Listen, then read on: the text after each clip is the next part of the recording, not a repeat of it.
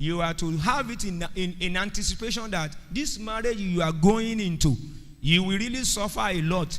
Don't be deceived. It's not bread and water. You will suffer to sustain your marriage, to maintain your marriage, to retain your marriage. And those of you that you are still having some years that, I have to be preparing to have a good shock absorber to suffer for what is good. Like when you want to be a medical doctor, you know you are going to suffer a lot. So the same mind that you have to your academics to be a medical doctor, that is not bread and butter. You will really burn candles, sleepless nights, stress, a lot of exercises. It's the same thing. Those of you that are still in the position of children, that in future, that if Jesus tarries, I must really work hard, prepare my mind to suffer, to have a sustainable Christian home. Those are the three basic things that they wanted us. Now, when we are talking about the topic now, building a Christ-centered marriage. Building a Christ-centered marriage. What is building? It is an edifice or structure or a design of an arrangement of blocks on a foundation in a particular plot of land, structured or constructed by a builder, having followed the prototype of the house by an architect. Ìgbékalẹ̀ tí a ṣètò, tí a ti sọ bó ṣe máa gún bí ìgún ìró ìbú rẹ̀ ṣe máa rí, tí a fi òkúta búlọ́ọ̀kì gbé kójọ sí ìpìlẹ̀ foundation. You see, time will not permit to be mentioning the key words, but we just have to do that because we are having a limited time, which is a normal thing. Foundation here is Jesus. The particular plot of land is not any land that this house can be. As that place we there said, somebody that is wise build his house on the solid rock. Some their own on the sinking sand. Some as anywhere. So the Christian marriage is not a house, a home that is built on any plot of land. It's not every plot of land that is good for some edifice. Cocoa House at Ibadan cannot be built on anyhow place. There is a specific plot of land that you must build some structures. So Christian homes must have specific plot of land. That plot of land must be given to you by Jesus. And that is the area of seeking the face of God for whom you will marry. If you don't get that one right, you are gone. Then follow the prototype of the house by an architect. Who is the architect of this house? Jesus. He has an architectural design that he has given to individual to build his home upon. And if you fail to get the architectural design from him, you are gone. So that is the definition I can give to this building. Then who is Christ?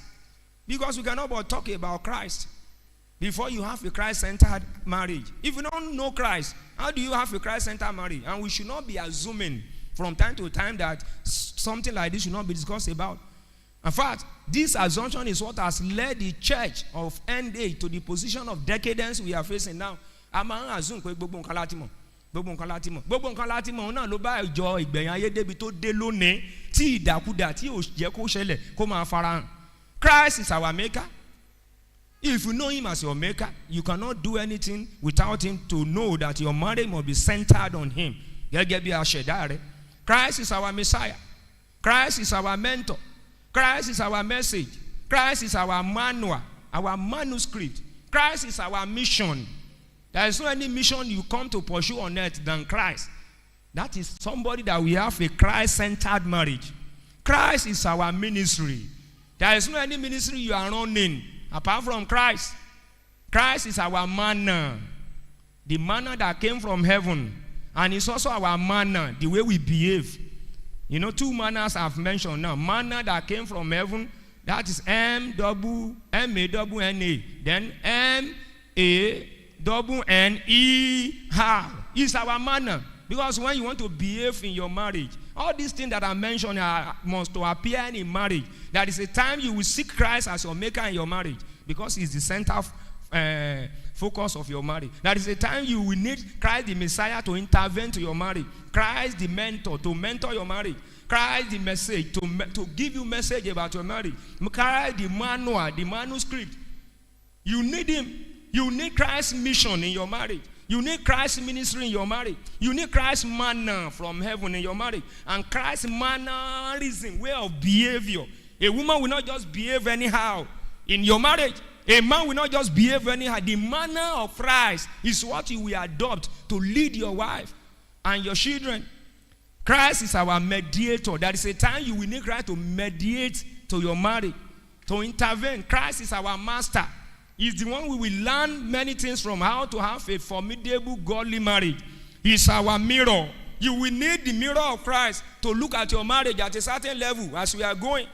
Christ is our motivator and motivation. To motivate you, you want to quit. There was a time I wanted to quit marriage. Yes, I'm telling you, even though I'm a pastor, I wanted to quit marriage. Many things can cause that. It may be financial problem when we get to that anyway. Christ is our manager. You see, we have marriage counselors, most especially the secular one. They are only using human philosophies and ideology. They are using facts and figures. But their own cannot be like that of Jesus that uses faith. They will just tell you, oh yeah, write some of the things you love about your wife. Write them there. The woman also, they will give her own script. Write those things you don't like about her. Then the counselor will just look at them, say, then this. Go and do this, go and do this, go and do this. Inside that office, he may give you some little assignment to see your temperament. We will get to that. He may give you a gusi. He will be looking at you, he will be doing, and there to some. You know you pay money for that counseling. It's not like this one in the church now that is free of charge from Christ. You pay money for it. Then you'll be booking an appointment to come and see him. I give you another 2 weeks, like FMC, come and see me in the next 2 weeks. Then he is managing your marriage for you. It's common in cities. It's only that in this area we are not used to that. But yet, the marriage is still break. Because those counselors are not the architect of marriage. They are not the designer of marriage. Christ is our manager, is our medicine. There is a time you will need the medicine of Jesus in your marriage. It's our mandate. It's our microscope. You will use the microscope of Jesus to determine the microorganisms that are affecting your marriage.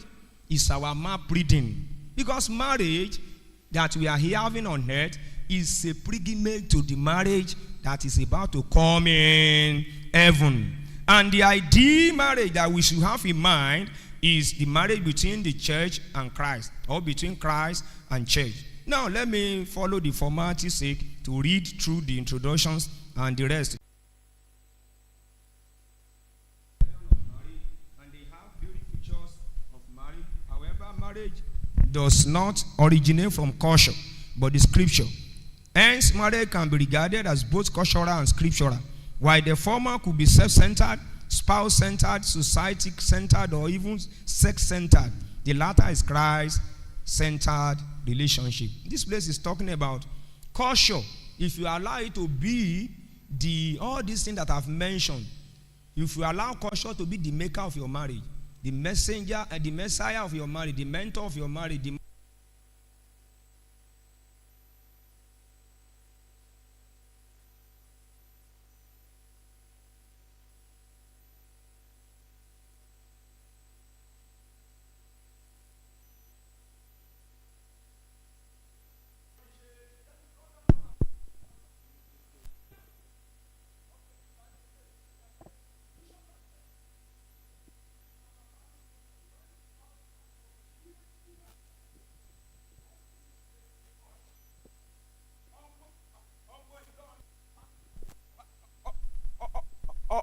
àwọn ará Èkìtì rẹ lọ lè máa bá sọ̀hún kọ́ gbọ́ mi fa. Táwa bá ń sọ̀rọ̀ ní lílé ilé tíya, ìyàwó táwa ti fẹ́ sílé, á dákẹ́ni, yóò da aṣọ borí ni tí yóò máa sọ pé olúwa mi o, olúwa mi o. The culture is talking now, not Christ. The culture is talking. So if your marriage is being driven by culture, there will be problem, there will be catastrophe. Èkìtì ni mi, ó wá fẹ́ gbé mi sórí abẹ́, máa kí n máa bẹ́ẹ̀ fọṣọ. Kí ìyá mi wá dé kán ní pé ayé rẹ ti ta báyìí báhùn wọ́n sì wá ń wò culture. That's what they are trying to tell us. That's what they are saying there. But Christ-centered relationship. Sadly, none of these drives of cultural marriage, self-spouse, society, and the like will ever stand the test of time when challenges, conflicts, contentions, and crises arise, because it will be solved. Sure. And that is one of the problems we are even having in churches. We say we have broken homes in the churches today, that we cannot solve them by pastor.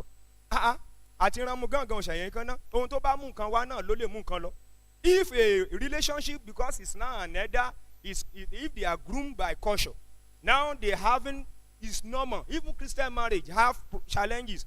Now you want to solve it with what is not the foundation.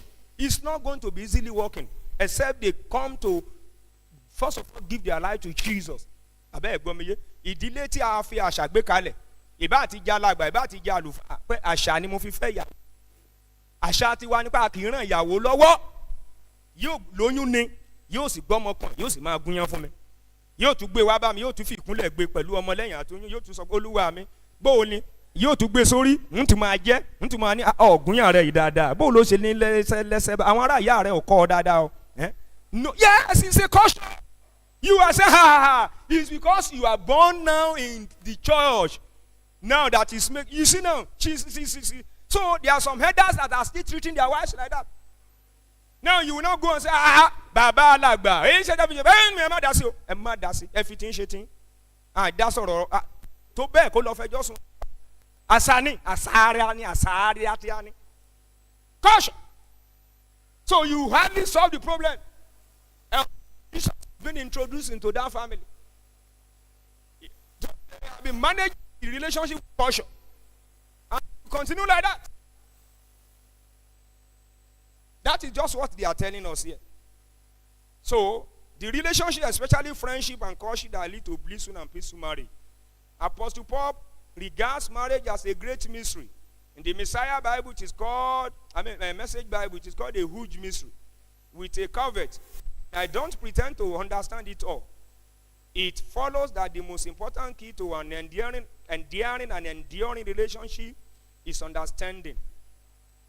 So, you need to understand. That's why it is written with capital letter, to understand many things. The understanding here means a lot of things. To understand the mysteries of marriage. That is what it's saying. And there are many mysteries about marriage. The mysteries of marriage, they are so numerous.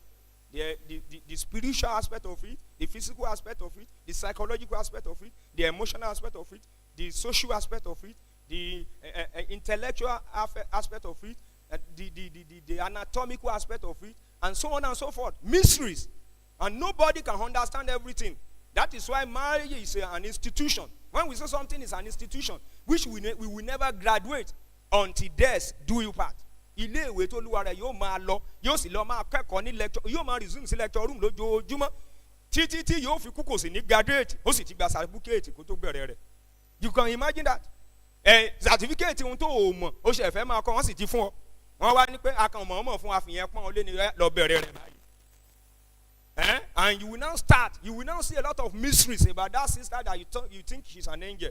You will now see a lot of mystery about that brother you think is Angel Michael. That is what the understanding is. You will now understand many reasons why this is not like this. This assertion does not rule out the place of love, spirituality, spiritual, affluence, prayerfulness, education, exposure, empowerment, experience, encounters, endowments, emotions, and the like. However, they are not enough to engender or produce endearing and enduring marriage relationship. For instance, every divorce started with "I love you," or for a truth, Keisha, I love you.